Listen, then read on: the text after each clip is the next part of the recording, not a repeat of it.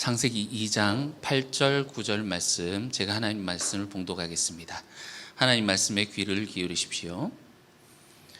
여호와 하나님이 동방의 에덴에 동산을 창설하시고 그 지으신 사람을 거기 두시니라. 여호와 하나님이 그 땅에서 보시기에 아름답고 먹기에 좋은 나무가 나게 하시니 동산 가운데에는 생명나무와 선악을 알게 하는 나무도 있더라. 아멘.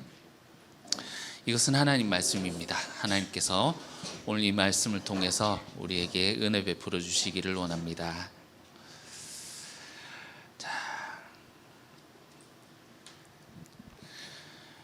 지난주에 이제 엘로힘 하나님과, 그런데 2장으로 넘어오면서 야훼 엘로힘, 여호와 하나님으로 바뀌었다 하는 것을 우리가 보게 되었습니다. 그리고 사람을 지으셨는데 흙으로 지으셨죠. 흙으로 지으시고 땅에 있는 재료만이 아니라 하늘에 하나님의 생기로 불어넣으셔서, 그래서 사람은 하늘과 땅으로부터 나오게 되었다라는 것을 우리 지난주에 보았습니다. 계속해서 보시면 8절에 여호와 하나님이 동방의 에덴에 이렇게 나오는데, 왠지 이단들이 굉장히 좋아할 것 같은 단어지 않습니까? 동방. 실제로 동방 하면은 무엇이 떠오르십니까?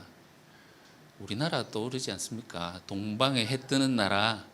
이단들이 이거를 근거로, 그래서 이제 재림 예수가 이 동방에 해 뜨는 나라 한국에서 나온다고, 이 한국의 재림 예수들이 제일 많다는 사실.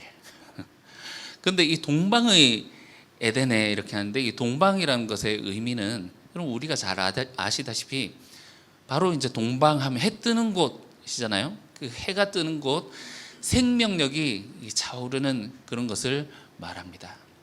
실제로 성전이 이 에덴을 본따서 만들기도 했고, 성전의 문이 동쪽으로 있어요. 우리는 동서남북 할 때 어디를 보고 섭니까?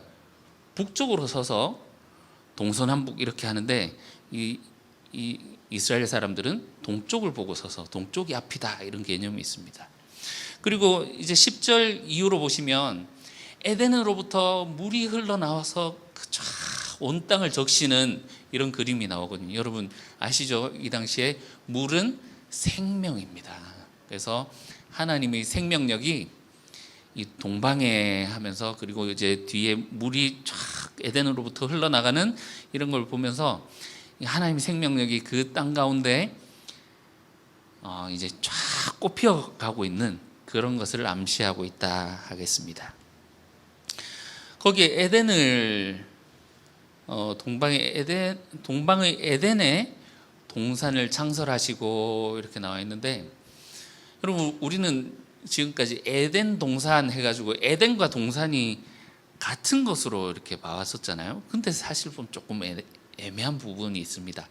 에덴에 동산을 건설하시고 이렇게 나오는데, 10절에 보면 에덴으로부터 강이 흘러나와서 동산을 적시고 또 이렇게 나온단 말이죠.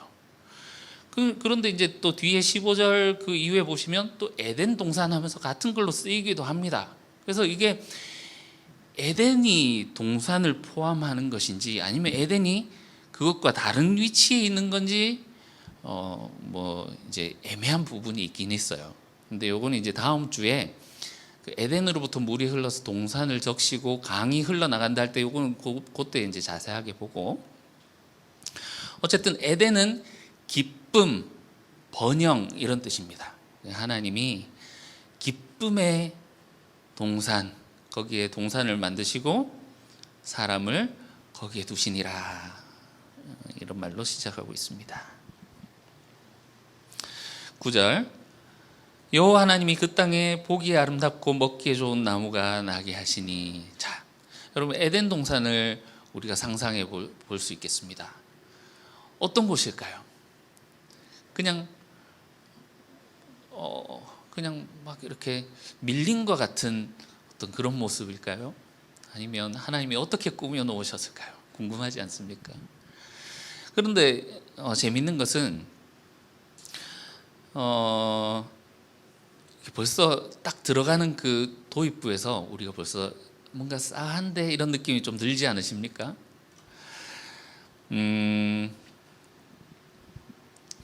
1장 창조, 첫 번째 창조 이야기를 보면 1장 2절에 땅이 공허하고 혼돈하고 어둠이 깊음 위에 있고 막 하면서 정말 그 어둡고 침침하던 이곳에서 빛이 있으라 하시는 그 말씀부터 점점 밝아지고 막 황홀하고 영광스러운 그런 모습으로 쫙 처음부터 방향이 그렇게 흘러갔다면, 두 번째 창조는 보니까요, 지난주에 우리가 살짝 언급하고 넘어갔는데 5절 보세요. 5절, 하나님이 만드시던 그 창조하시기 전에 땅의 모습을 어떻게 그리고 있습니까? 하나님이 땅에 비를 내리지 않고 땅을 갈 사람도 없었으므로 거기 들에는 초목이 아직 없었고 밭에는 채소가 아직 나지 않았더라라고 하는 걸 보면, 여기 들은 야생을 의미합니다. 사람이 경작하지 못하는 땅. 그리고 밭은 사람이 경작하는 땅. 하나님이 사람을 동산에 두고 경작하게 하시니 하잖아요. 그러니까 여기는 동산 안과 밖을 벌써 암시하고 있다란 말이죠. 보이십니까? 그리고 오늘 본문도 보시면 9절에 그 땅에 나무가 나게 하시는데 어떤 나무가 나게 하십니까? 아니 그렇죠. 그 전에 수식하는 게 보기에도 아름답고 먹기에도 좋은, 뭔가 이제 뒤에 일이 일어날 때 이런 말을 하는 사람 있죠? 이런 생각을 하는 사람 있죠? 하와가 하나님이 지으신 그 나무 앞에 서서 보기에도 좀 보암직하고 먹음직스러운 그 나무를 바라보니 뭔가 하나님이 창조를 하시는데 뒤에 이제 일어날 뭔가 불길한 조짐이 벌써 여기에 같이 깔려 있는 것 같은 그런 느낌이 듭니다. 그래서 오늘 본문을 조금 짧게 잡았어요. 짧게 잡고 우리가 많은 분들이 하는 질문 중에 하나가 이거지 않습니까? 하나님이 왜 선악과를 만드셨습니까? 하나님이 이것만 안 만들었으면 사람들이 지금 이렇게 타락한 세상 가운데 살지 않았을 텐데 하나님이 왜 만들었을까요? 많은 사람들이 질문을 하곤 합니다.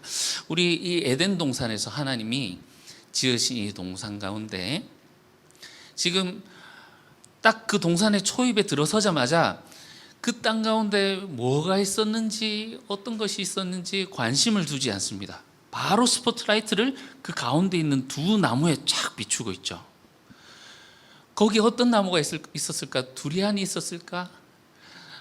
그 열대길 망고스틴이 있었을까? 아니면 그 성경에 나오는 것처럼 포도나무, 무화과나무, 우리 한국 사람들이 좋아하는 복숭아나무 이런 게 있었을까? 막 이런 상상을 하기 전에 딱 그냥 가운데 있는 두 나무에 초점을 두고 있습니다. 그래서 오늘 이 두 나무에 대해서 우리가 조금 더 머무르면서 묵상하면서 조금 생각을 해볼 수 있으면 좋겠습니다.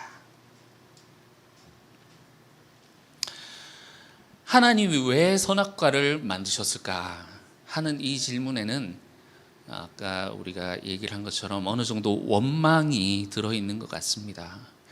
하나님 그거 왜 만드셔가지고. 그럼 안티 크리스천들 카페라는 게 있어요. 그 뭐 한두 개가 아니겠죠. 그런 사람들이 모여서 자기들이 나누고 막 이런저런 이야기들을 하는데 보면 왜 하나님이 이걸 만드셨는가? 하나님이 정말 그 덫처럼 이거를 놓아서 사람들이 언제 빠지나 지켜보고 있었던 거 아니냐? 이렇게 얘기를 하기도 하고, 하나님이 전지전능하신 분이라면 사람이 타락할 거를 알고 있었을 것이 아니냐. 그런데 하나님이 그것을 왜 만드셨느냐? 만들어 놓고 어이쿠 너희가 죄에 빠졌구나 하면서 그들을 벌하시고 너희는 정령 죽을 것이라 하면서 자기 아들을 또 보낼 거를 또 다 이제 알고 계시면서도 하나님이 어떤 드라마에 그 연기하는 배우처럼 그렇게 사람을 가지고 논 것이냐, 이렇게 이야기를 하는 사람들도 있습니다. 굉장히 불편한 부분이기도 하죠. 그러나 우리가 이런 안티의 관점이 아니라 우리는 신앙인이지 않습니까? 그래서 우리의 질문은 오히려 하나님이 왜 만드셨느냐, 이거보다 하나님이 만드신 목적이 무엇일까, 이렇게 묻는 것이 오히려 우리에게는 이 성경에 있는 메시지와 만나는데 도움이 되지 않는가 생각이 듭니다. 사람들이 많은 질문들을 하고 그 앞에 서서 자신의 이론들을 막 드러내고 하지만 어쩌면 그들은 하와와 같은 함정에 빠져 있다라고 생각이 듭니다. 여러분, 하와가 어떤 일을 했죠? 선악과도 생명나무도 분명히 있었는데 선악과만 보면서 하나님 이걸 왜 먹지 말라고 했을까? 왜 이걸 만들었을까? 그것만 묵상하고 있었다는 말이죠.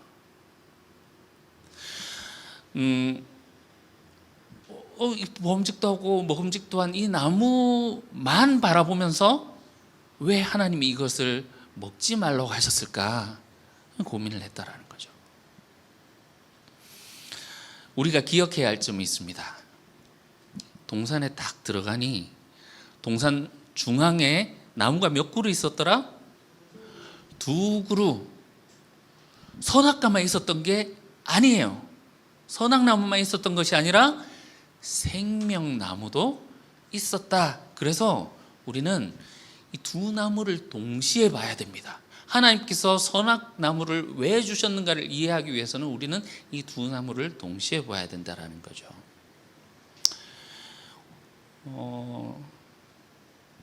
이 창세기가 굉장히 위대한 책인 이유는, 여러분, 위대한 철학자가 그 논문을 쓰듯이 막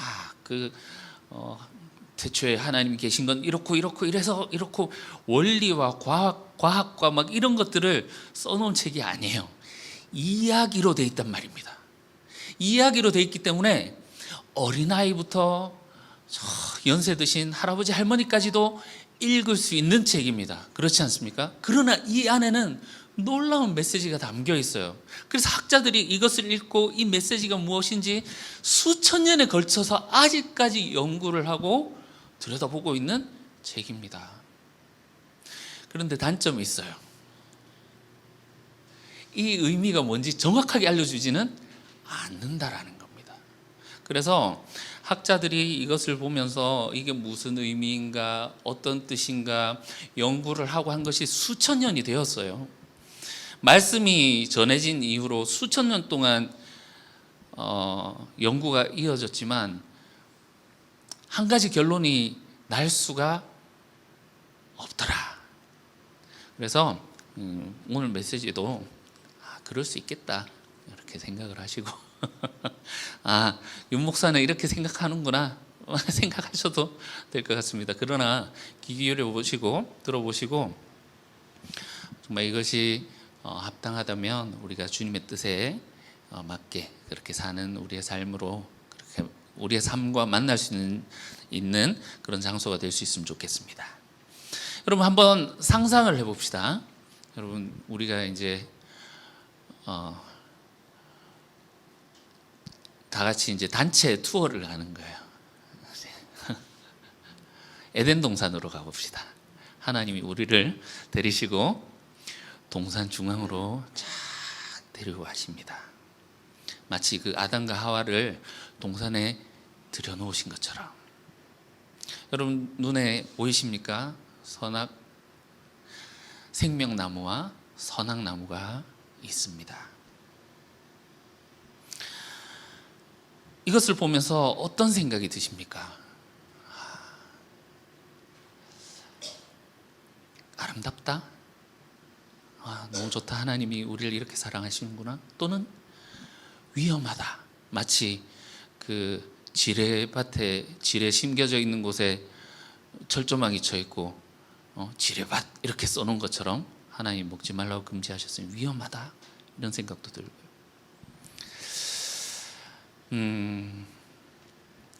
일단 이 선악나무를 이해하기 위해서 생명나무를 먼저 조금 생각해 봅시다. 생명나무를 통해서 하나님이 우리에게 말씀하시는 바가 무엇입니까? 생명나무를 통해서. 이것은 3장 22절을 한번 볼까요? 3장 22절. 여호와 하나님이 이르시되 보라 이 사람이 선악을 아는 일에 우리 중 하나같이 되었으니 그가 손을 들어 생명나무 열매도 따먹고 어떻게 할까? 영생할까? 그럼 생명나무를 먹으면 영생을 한답니다. 아담과 하와가 생명나무를 먹었을까요? 예? 먹었을까요? 안 먹었을까요? 다수결로 해볼까요? 먹었다. 나는 먹었다고 생각한다. 다비드. 안 먹었다고 생각한다. 근데 하나님이 선악나무를 먹지 말라고 하셨고 생명나무는 먹으라고 하셨잖아요. 근데 이제 먹을까봐 이렇게 하는 걸 보면 못 먹었을 것이다 이렇게 얘기를 하기도 하지만 여기서 나온 것이 지속 섭취론입니다. 지속적으로 이것을 먹었을 것이다. 그래서 한 번만 딱 먹고 불로불사가 되는 것이 아니라 딱 먹으면 이제 회춘하는 거죠.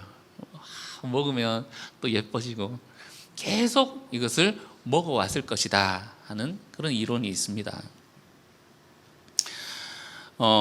얼마나 많이 먹었는지는 알 수 없지만 한 가지 확실한 건 있습니다. 영생하기 위해서는 반드시 이 열매를 먹어야 된다라는 거죠. 아담과 하와가 이 열매를 먹으러 자주 갔을 것입니다. 가서 먹을 때마다 어떤 생각을 했을까요? 이것을 먹을 때 어떤 맛일까 궁금한데 그죠? 먹을 때마다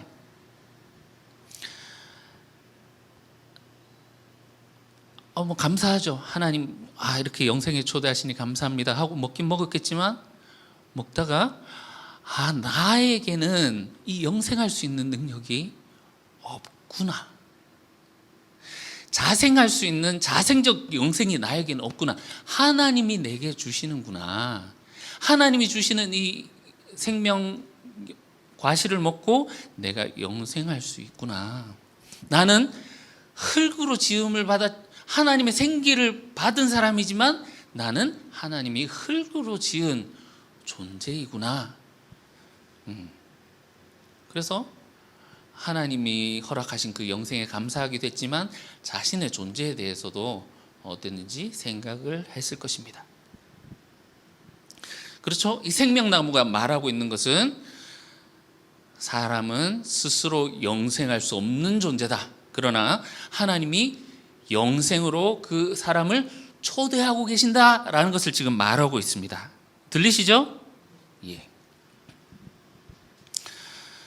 생명나무 열매를 생명과를 먹다가 보니까 옆에 보니까 자꾸 눈에 띄는 게 있어요. 뭐죠? 선악나무가 눈에 보입니다. 여러분 이 두 나무가 같은 곳에 같은 장소에 있었다는 것이 매우 중요합니다. 하나님이 이 두 그루를 한 장소에 심으신 이유가 무엇입니까? 2장 16절 봅시다. 2장 16절.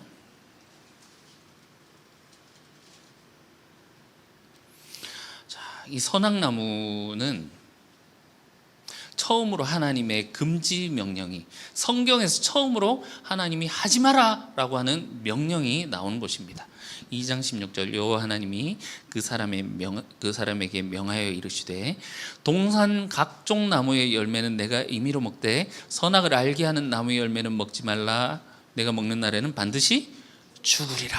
자, 여기 명하여 이르시되라고 하나님이 명령하다라고 나오는데 이 하나님이 지금까지 말씀해 오셨어요. 말씀하셨는데 명령하다가 여기 처음 나와요. 그런데 이게 얼마나 중요한지 명령하다 하고 하나님 말씀을 직접 들려주십니다. 그렇죠? 명령하여 이르시되 어떻게 말씀하십니까? 다 먹어라. 그러나 이거는 먹지 말아라. 먹으면 정령 죽으리라. 예, 이게 얼마나 중요한지 하나님의 생생한 목소리로 명하여서 말씀하는 것을 직접 전해주고 있습니다. 여러분, 하나님이 이 동산에 갖다 놓은 인간에게 금지한 것이 몇 개입니까? 하나님이 인간을 그 동산에 들여다 놓고 금지한 것이 몇 가지가 있습니까? 딱 한 개 있어요. 그럼 허락하신 것은 몇 가지입니까? 전부 다 마이너스 1. 보이시죠?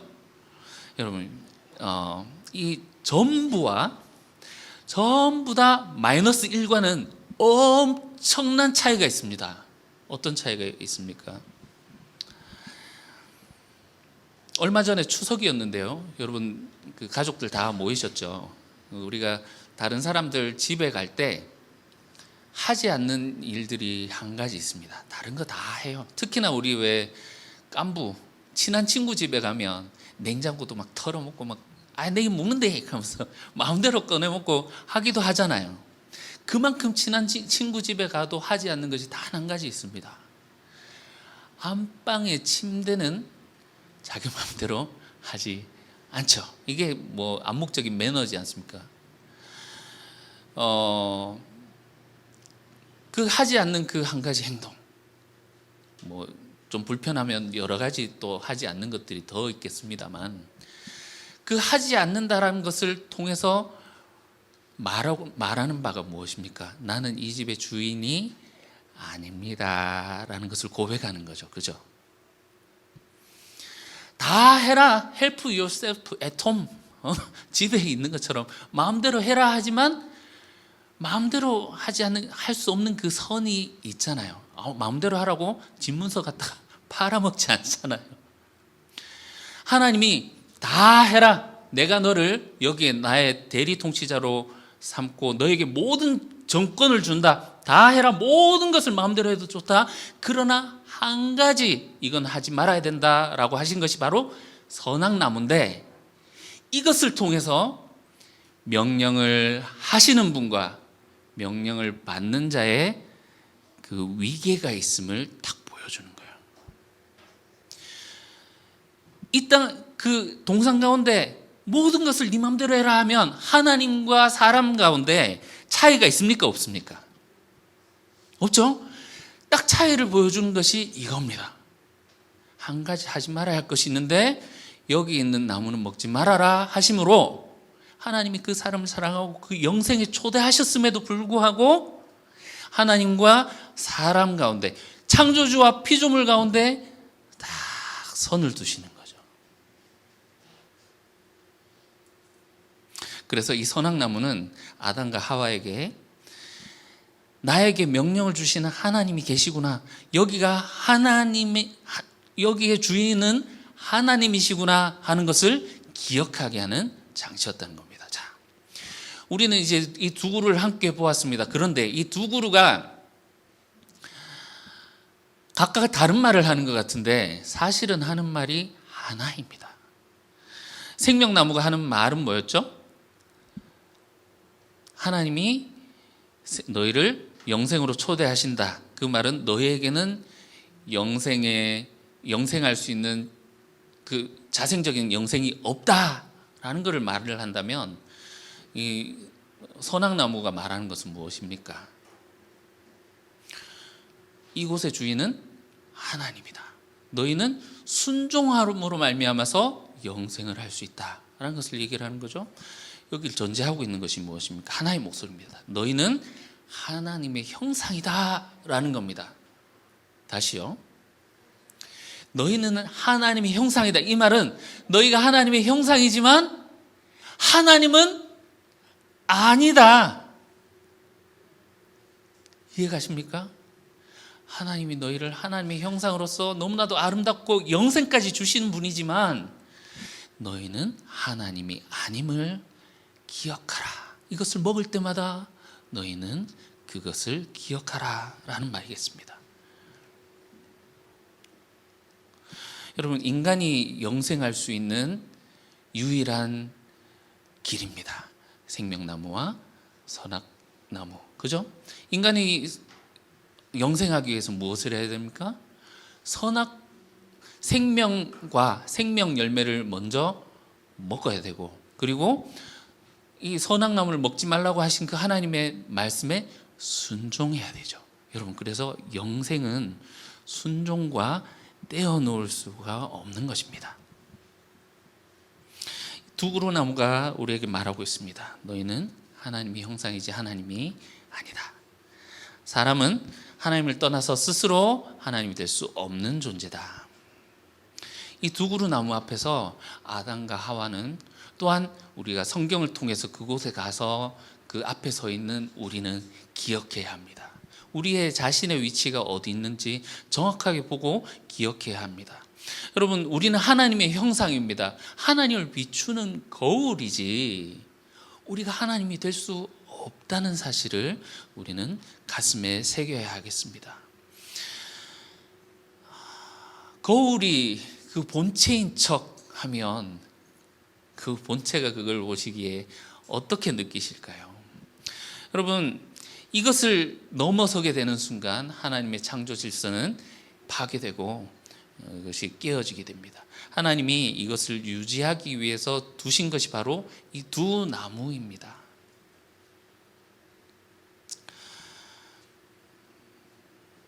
고대 근동의 신화를 우리가 또 알면 또 더 이해가 가는 부분들이 있는데요. 주제 중에 하나가 신과 인간의 차이입니다. 많은 사람들이 신이 되기 위해서 여행을 떠나기도 하고 합니다.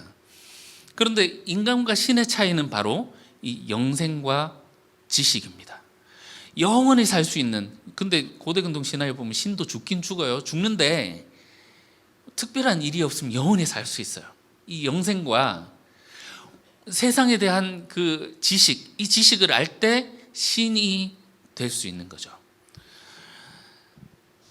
그러니까 이 동산 중앙에 있는 이 두 가지 나무를 통해서 영생과 지식, 이걸 통해서 인간이 신이 될 수 있는 바로 그 통로가 거기에 놓여 있는 거예요. 여러분, 그래서 뱀이 여자에게 꼬시지 않습니까? 너희는 이미 영생과를 먹은 존재이지 않는가.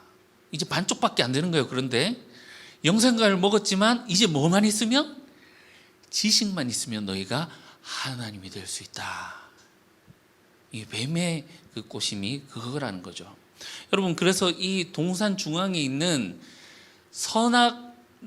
이 생명나무와 선악나무가 우리에게 보여주는 것은 너희는 하나님의 형상이다, 그 자리를 지켜라 라는 것을 말하는 건데, 그 자리를 넘어서서 하나님의 자리에 내가 앉으려고 하는 그런 위험성에 대해서 경고를 하고 있다라는 겁니다.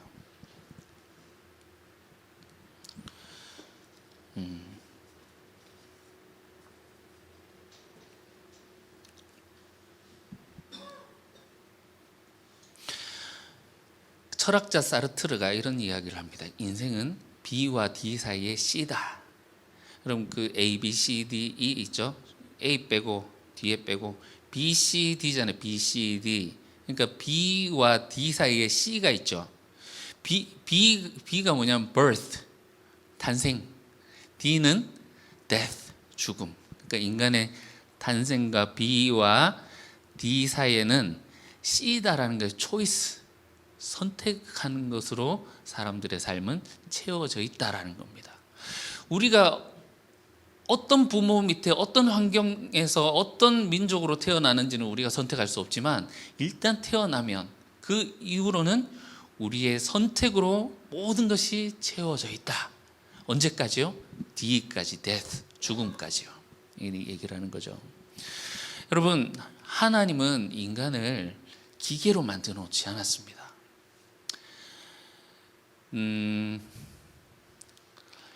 기계를 우리가 쓰다가 고장이 나면 버려버리고 다른 것으로 대체하지만, 사람을 여러분 이때 하나님이 천지를 창조하실 때 천사가 있었을까요? 없었을까요? 알 수 없죠. 없지만 있었을 거라고 생각하지 않습니까? 그런데 하나님이 천사로 만족하지 않으시고 인간을 만들어 놓으신 이유를 우리가 여기서 오늘 본문에서도 찾아볼 수가 있는 거죠. 천사는 자유의지가 없는 존재입니다. 그렇지 않습니까? 그러나 인간은 이 앞에 있는 두 그루의 나무를 보면서 내가 어느 것을 먹을지 선택할 수 있는 자유의지가 있는 존재라는 거죠. 요즘 AI 시대지 않습니까? 그 딥페이크라든지 어떤 그런 범죄도 지금 지금까지 있지 않았었던 그런 범죄도 나오고 있고,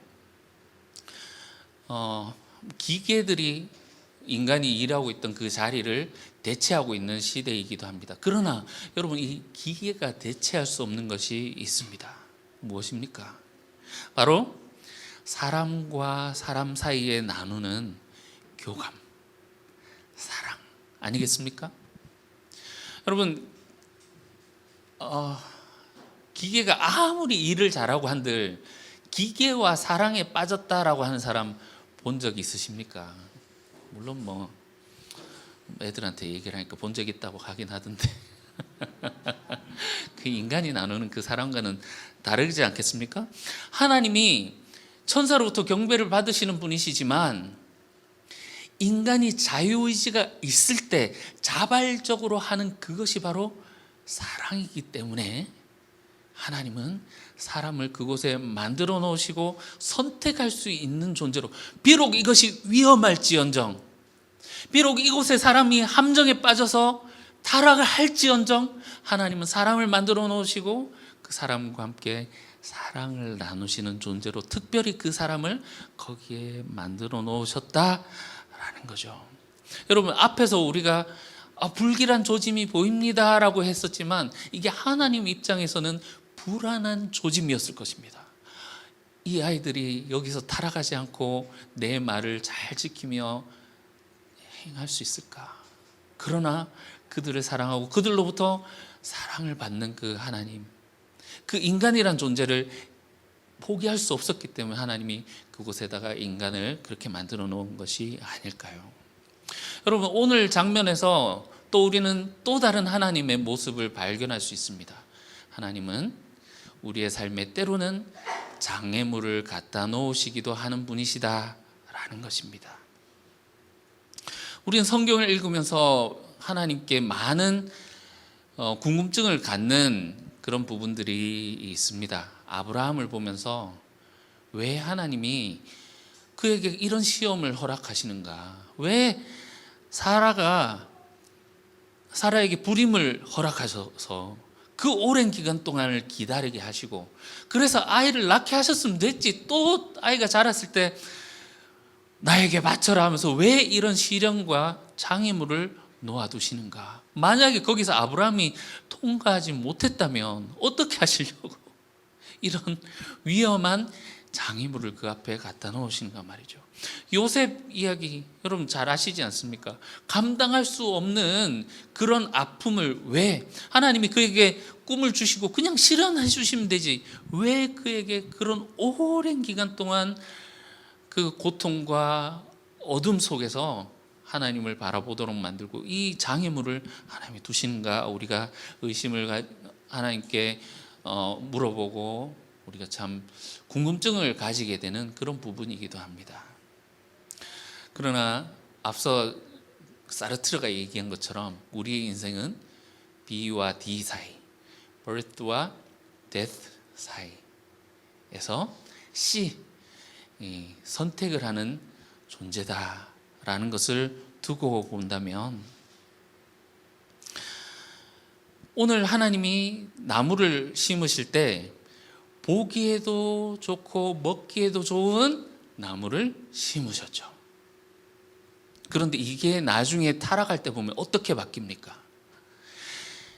하나님이 보시기에 좋은 것을 내가 좋다라고 받아들이고 옳지 않다라고 하신 것을 내가 옳지 않다라고 받아들였던 것이 하나님이 바라시는 인간에게 바라셨던 것이라면, 이제 타락한 인간은 내가 보기에 좋은가, 내가 보기에 아름다운가, 내가 보기에 이렇게 바뀌었고, 그것이 선악과에 뭐 어떤 효과가 있었는지 모르겠습니다만 이것이 하나님으로부터 떨어지게 나가게 하는 선택이었다라는 것을 우리가 보게 됩니다.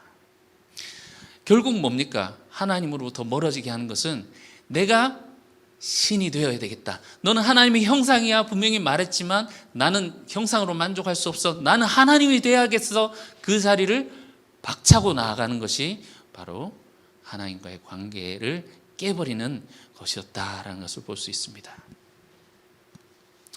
여러분, 우리 주변에 있는 사람들을 생각해 보면 하나님이 되어버린 사람들이 얼마나 많은지 모릅니다.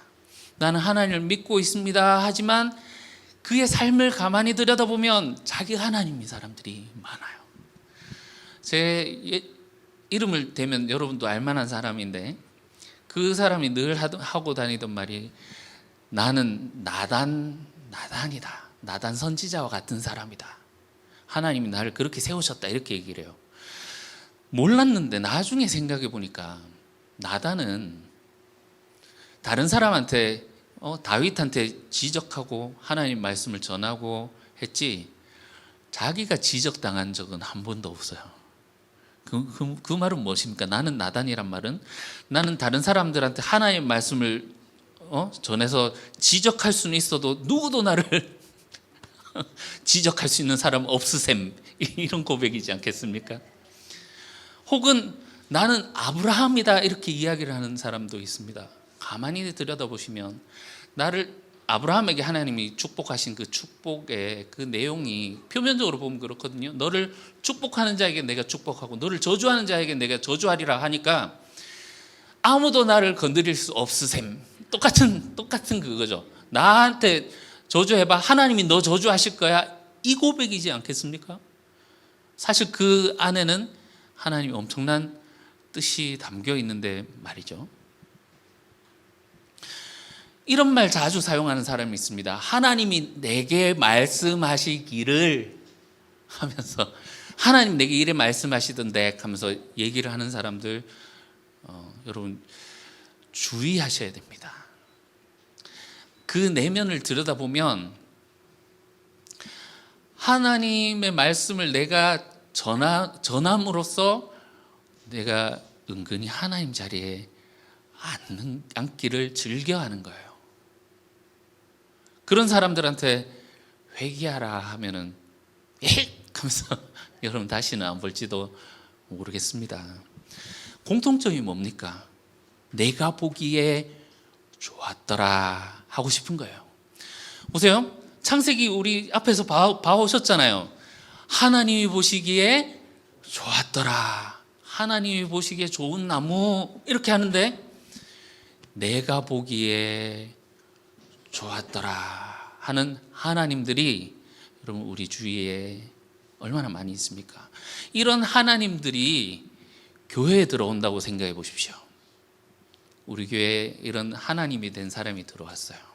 한 명이 들어왔어요. 두 명이 들어왔네. 세 명이 들어왔네. 어떻게 될까요? 교회가 어떻게 될까요? 아까 전에 우리 황 권사님 기도하실 때 교회를 힘들게 하는 자들을 주님 용서해 주십시오 기도하셨는데, 내가 하나님이니까 너희들 내 말 들어야지 하면 꼭 붙는 사람들이 있습니다.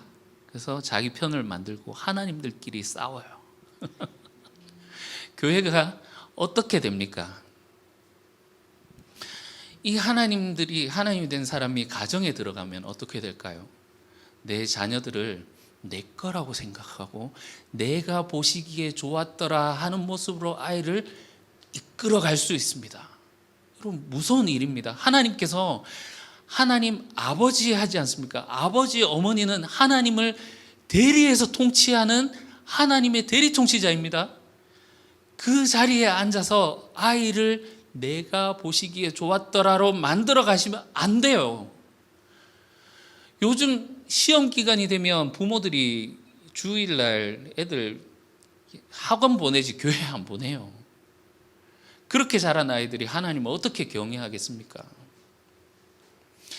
이런 하나님들이 사회로 나가서 내가 나를 섬겨라 하면서 높은 자리에 앉아서 경배받기를 바라는 하나님이 된 사람들이 얼마나 사회를 어렵게 하고 그 밑에 있는 사람들을 갈취하고 우리를 어렵게 합니까? 여러분, 우리는 하나님 형상이지 하나님이 아니란 사실을 우리가 기억해야 되겠습니다. 한 가지만 더 이야기하고 마치겠습니다. 우리 지난주 오후에 기도에 대해서 이야기를 나눴습니다. 목사님, 기도가 무엇입니까? 내가 필요한 것을 하나님께 요청을 하는 것이 맞습니까? 아닙니까? 이렇게 질문을 하셨어요.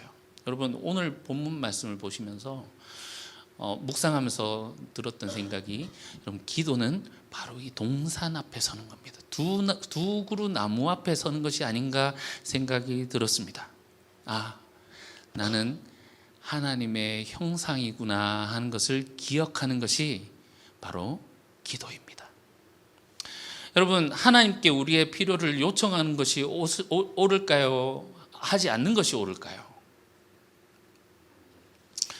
요청 안 한다라는 것은 하나님의 그 도움이 없어도 나는 잘 살 수 있습니다라고 고백하는 걸 수도 있지 않겠습니까? 하나님 안 도와주셔도 나 잘 살 수 있어요. 자신 있는 분은 요청하지 않으셔도 될 것 같은데. 근데 주의할 게 있습니다.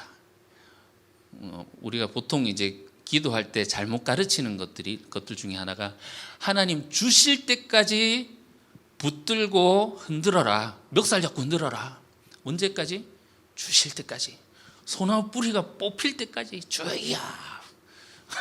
밤새고 막 소나무 들고 막 흔들고 하잖아요. 하나님이 내가 기도하는 거 들어주시나 안 주시나 보자 하면서 막 기도하고 하는 그런 기도를 우리가 주의해야 되겠습니다. 그런 모습도 가만히 안에 들여다보면 내가 하나님입니까? 하나님이 하나님입니까? 주실 때까지 하나님 안 주면, 하나님 내 말 안 들으면 하나님 죽어? 어떤 목사님이 이런 얘기를 내뱉은 걸로 알고 있는데, 여러분, 그 주인의 자리에 앉아서 하나님을 흔드는 기도는 잘못되었지만 성경에서 말씀하고 있죠. 주님 말씀하십니다. 구하라, 주실 것이요. 찾으라, 찾을 것이요. 두드리라, 문이 열릴 것이다. 궁극적으로 그들에게 주어지는 것은 하나님 나라입니다. 예수님 말씀하시는 것은, 그러나 우리가 필요한 것, 주님 이거 필요합니다, 저거 필요합니다 하지만 그럼에도 불구하고 하나님이 응답하시기도 하고 거절하시기도 하고, 때로는 우리가 이해할 수 없는 장애물을 우리 앞에 놓아서 우리가 굉장히 곤혹하고 아픈 가운데 있기도 하지만, 하나님 앞에 서서 있는 그 기도의 시간, 동산 중앙에 서서 나는 하나님의 형상일 뿐입니다 하며 거기서 이제 하나님의 말씀을 듣는 그 기도를 통해서 하나님은 우리를 올바르게 기도하는 그 자리로 인도하실 것이며, 궁극적으로 우리를 통해서 하나님 나라를 이루어 가실 것입니다. 그래서 우리가 올바른 기도가 무엇이냐, 알고 나면 기도하겠다 하는 것이 아니라, 우리가 기도를 하다 보면 기도 자체가 우리를 그곳으로 인도할 겁니다. 여러분, 우리가 이 동산 앞에서 두 그루 나무를 보았습니다. 한 그루는 생명나무고 한 그루는 선악나무입니다. 그러나 한 나무만 보면서 묵상하는 것은 우리를 시험에 빠지게 합니다. 두 그루를 보며 이것이 말하는 바가 무엇인지, 너희는 하나님의 형상이다, 그 말인즉슨 하나님의 모습을 비추어야 한다. 그러나 우리는 하나님이 아니다라는 것. 우리의 위치를 알고 하나님 안에서 올바르게 그 위치를 잡으면서 살아갈 때 하나님께서 우리를 통하여서 당신의 영광의 빛을 우리 주변에 비추실 것입니다. 우리 같이 기도하시겠습니다. 사랑하는 주님, 우리를 당신의 동산, 그 에덴의 동산에 우리를 부르십니다. 온전히 우리가 그곳에서 말씀하시듯 우리는 하나님의 형상이지 하나님이 아니다라는 것을 우리가 온전히 마음에 새기게 하시고, 하나님이 되고자 하는 그 욕망과 시험에 빠지지 않게 하시고, 늘 우리가 서 있을 자리에서 균형을 지키며 주님과 함께 사랑을 나누며 교제하며 살아가는 저희들 되게 도와주시옵소서. 감사드리며 예수님의 이름으로 기도합니다. 아멘.